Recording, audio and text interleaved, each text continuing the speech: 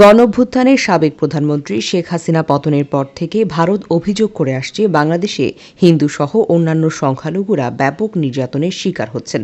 হিন্দুদের শত শত মন্দির, ঘরবাড়ি, ব্যবসা প্রতিষ্ঠান জ্বালিয়ে দেওয়ার মতো অতিরঞ্জিত খবরও প্রকাশ করেছে ভারতীয় গণমাধ্যম।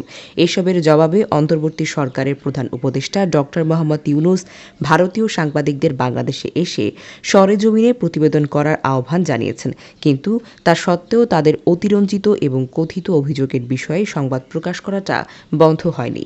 এর মধ্যেই বাংলাদেশ সনাতনী জাগরণ জোটের মুখপাত্র চিন্ময় কৃষ্ণ দাস রাষ্ট্রদ্রোহের এক মামলায় গ্রেফতার হওয়ার পর সংখ্যালঘু ইস্যু নিয়ে ব্যাপক তৎপর হয়ে উঠেছে ভারত। বৃহস্পতিবার ভারতের সংসদ লোকসভায় বাংলাদেশের সাম্প্রদায়িক পরিস্থিতি এবং সংখ্যালঘু হিন্দুদের ওপর কথিত হামলার অভিযোগ নিয়ে আলোচনা হয়েছে। দেশটির সংবাদ মাধ্যম এনডিটিভি বলেছে, লোকসভায় কয়েকজন সংসদ সদস্য বাংলাদেশ পরিস্থিতি নিয়ে কথা বলেন। তারা জানতে চান বাংলাদেশে হিন্দু মন্দির কিংবা প্রতিমা ভাঙচুরের ঘটনা বেড়েছে কিনা, ভারত সরকার এই বিষয়টি বাংলাদেশের অন্তর্বর্তী সরকারের কাছে উত্থাপন করেছে কিনা।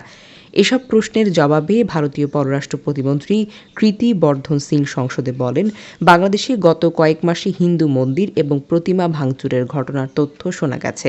ভারত সরকার এই ব্যাপারে নিজেদের উদ্বেগের কথা জানিয়েছে, যার মধ্যে রয়েছে তাঁতীবাজারে পূজা মণ্ডপে হামলা, সাতক্ষীরার কালী মন্দির থেকে দুর্গাপূজার সময় সোনার মুকুট চুরির ঘটনা। তিনি বলেন, ভারত সরকার হিন্দুসহ সব সংখ্যালঘুর প্রার্থনাস্থলে নিরাপত্তা নিশ্চিতে বাংলাদেশের সরকারের প্রতি আহ্বান জানিয়েছেন।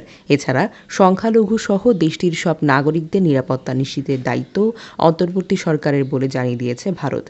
এদিকে সনাতনী জাগরণ জোটের মুখপাত্র চিন্ময় কৃষ্ণ দাসকে গ্রেফতার এবং পরবর্তী ঘটনাবলী নিয়ে ভারতের প্রধানমন্ত্রী নরেন্দ্র মোদীর সঙ্গে বৈঠক করেছেন দেশটির পররাষ্ট্রমন্ত্রী এস জয়শঙ্কর। তারা দুজন বাংলাদেশে সংখ্যালঘুদের উপর সাম্প্রদায়িক নির্যাতন বেড়ে যাওয়ার কথিত অভিযোগ নিয়ে আলোচনা করেন। অন্যদিকে ভারতের পশ্চিমবঙ্গ প্রদেশের মুখ্যমন্ত্রী মমতা বন্দ্যোপাধ্যায় বাংলাদেশের বর্তমান পরিস্থিতি নিয়ে উদ্বেগ প্রকাশ করলেও তিনি জোর দিয়ে বলেছেন, অন্য দেশের বিষয় হওয়ায় এটি নিয়ে তিনি মন্তব্য করতে স্বাচ্ছন্দ্য বোধ করছেন না। বৃহস্পতিবার পশ্চিমবঙ্গের বিধানসভায় দেওয়া বক্তৃতায় বাংলাদেশের সাম্প্রতিক পরিস্থিতি নিয়ে এমন মন্তব্য করেন তিনি। বক্তৃতায় মমতা বন্দ্যোপাধ্যায় বাংলাদেশের বিষয়ে নিজের অবস্থান স্পষ্ট করে বলেছেন, এই সমস্যাটি কেন্দ্রীয় সরকারের সমাধানের বিষয় এবং তার রাজ্য সরকার কেন্দ্রের সিদ্ধান্ত মেনে নেবে। পশ্চিমবঙ্গের মুখ্যমন্ত্রী বলেন, বাংলাদেশ একটি ভিন্ন দেশ, ভারত সরকার এটি দেখবে, এটি আমাদের এখতিয়ারের মধ্যে পড়ে না। আমাদের এটি নিয়ে কথা বলা কিংবা হস্তক্ষেপ করার তো কোনো কথাই নয়। আমাদের ভেতরে ভেতরে দুঃখ পেলেও কেন্দ্রের নির্ধারিত নীতি আমাদের অনুসরণ করতে হবে।